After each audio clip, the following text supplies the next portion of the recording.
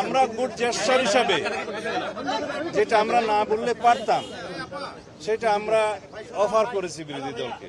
Deputy speaker তাদের পক্ষ থেকে যেন নির্বাচিত হয় না, প্রত্যাখ্যান করেনি। আমি শুনেছি তাদের যে তারা যেন একটা লিখিত প্রস্তাব দেয়। লিখিত প্রস্তাব দেওয়ার মতো কোনো বিধান তো নেই। মাননীয় সংসদ নেতা প্রধানমন্ত্রী হিসেবে বিরোধী দলীয় নেতার সাথে কথা বলেছেন, যখন ইফতার মাহফিলে তারা দাওয়াত দিয়েছিলেন সেখানে গিয়ে আমিও উপস্থিত ছিলাম।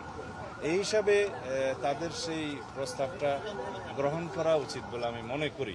এখানে সবকিছু লিখিত দিতে হবে বা কন্ডিশনাল তেমন তো নয়। আমরা এটা উদারতা প্রদর্শন করতে চেয়েছিলাম যে আমরা চাই জুলাই জাতীয় সনদে যা কিছু আমরা সম্মত হয়েছি তা এখন থেকেই প্র্যাকটিস করি। তবে ওনারা সঠিক বলেছেন যে সংবিধান সংশোধিত হবে, 2টা ডেপুটি স্পিকারের পদ সৃজন হবে, তারপরে একটা ডেপুটি স্পিকার তারা পাবেন একজন।